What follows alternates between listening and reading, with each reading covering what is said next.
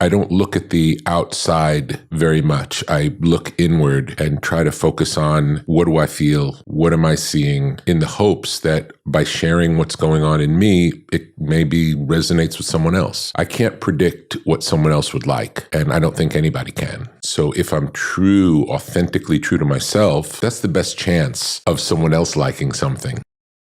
People like to be accepted. People want to be accepted. And I'm suggesting in the book that the best way to be accepted is to be yourself. It's not to change yourself to what someone else thinks. First of all, you don't really know what someone else thinks. And if you're not genuine to yourself, there's like nothing is there. It's just a projection or a mask. It's not true.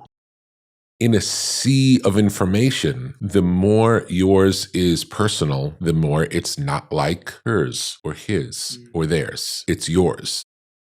There are these different points of view around us. If we're all thinking the same thing, it's boring. Why would we make anything if everyone thinks the same thing? What makes us interesting are the differences. And even the imperfections. The imperfections are what makes us humans, what makes us what we are. As we get new information, we have to evolve. How can we live in an old belief? If you believe the same thing that you believed 20 years ago about everything, I don't know that you're living. There's so much middle of the road, and it doesn't interest me. I want it because it's louder, quieter, softer, harder. It's pushing some boundary. That's why I take notice. It's not more of the same. It's not just another. It's the one that makes you, it's like you stop and, did I really hear that? Did I really see that? What's going on here? You see a movie where you have to lean forward and pay attention, like what's happening? It's not just the audience's hand is being held and walk through a story simply. I like the complexity and difficulty that forces me as the viewer to participate in what's going on. I'm not just being carried along.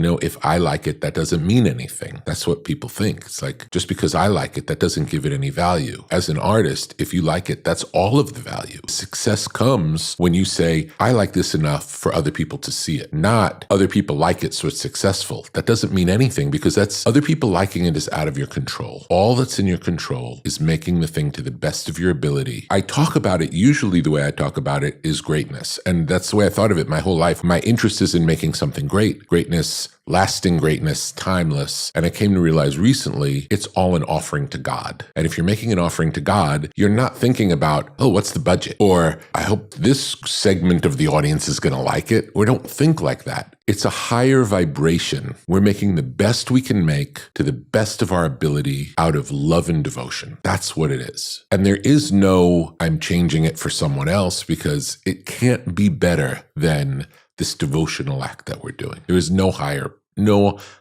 form. Most of the artists I work with don't read any criticism or reviews of their work, good or bad. Some do. And I would say the ones who are the strongest in who they are can even read a terrible review and laugh at it. And that makes sense because when someone gives you criticism, it's telling you as much about who they are as what you've made. It's like we make things and then we make it with one through our filter, our perspective. And then you receive it through your filter with your perspective. So even if we both like it, we probably don't like it the same way for the same reasons. We all have our own relationship to it. Everyone has their own relationship to it. So any of these metrics of which is better, like the idea of the Oscars or the Grammys, where we're saying which album is better than another, it doesn't make any sense to me because it's always apples and oranges. The only people who we can honestly compete with is ourselves. It's like, is this the best I can make today? Have I gone further than I've gone before? That's all we can do. That's the only competition that makes sense, is continuing to evolve and push ourselves artistically and not get complacent, especially in success. It's easy to get complacent once something works. It's like, I'll just keep doing more of that. It ends up maybe one more time you can get away with it, but once 3 are similar, it stops being interesting.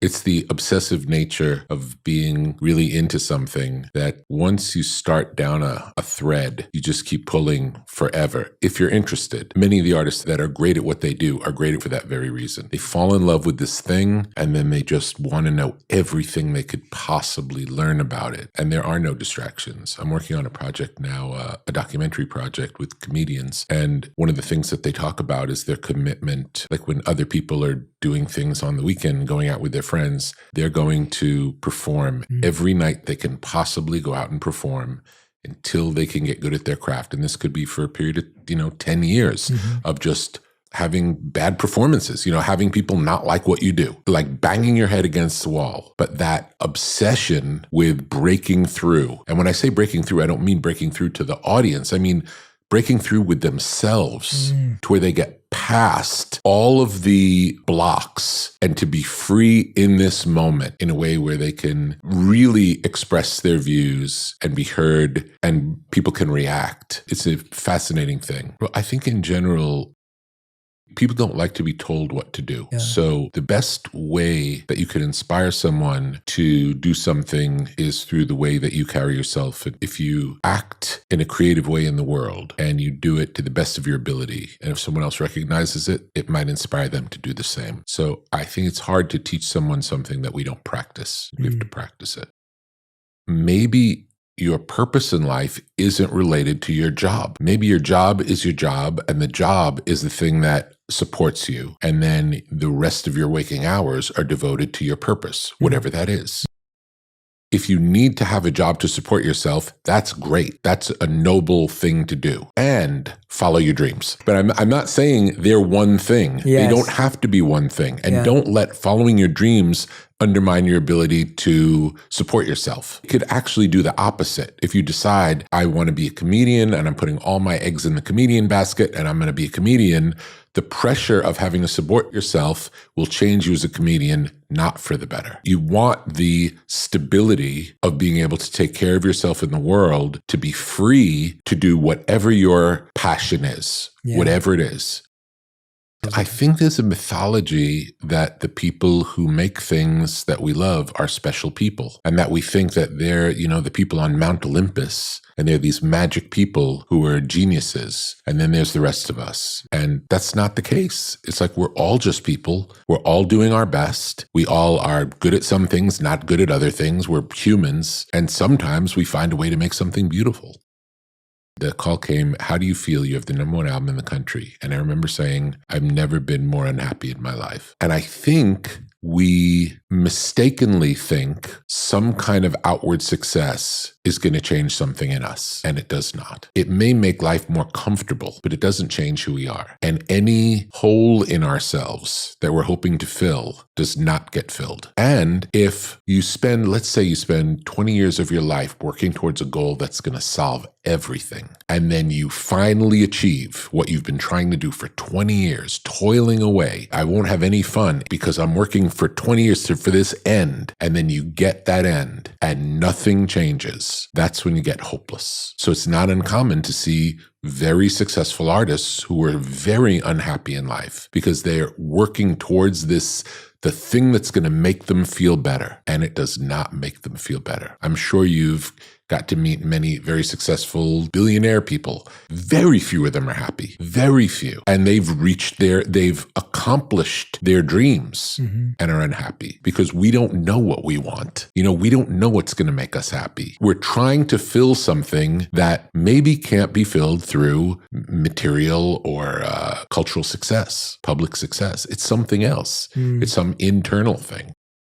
Don't do things just because you think you're going to get something for it. That's not why we do things. Yeah. Do what's interesting to you. Follow what's interesting. Don't worry about the outcome. We don't know. We can't predict the outcome. We can never predict the outcome. Follow your own inner guide. It directs us. It might not make sense. It might not make sense to us. Might not make sense to anyone else. Certainly won't make sense to anyone else. But it might not even make sense to us. And that's okay. It's fine. Listen to yourself. Why is it telling you this?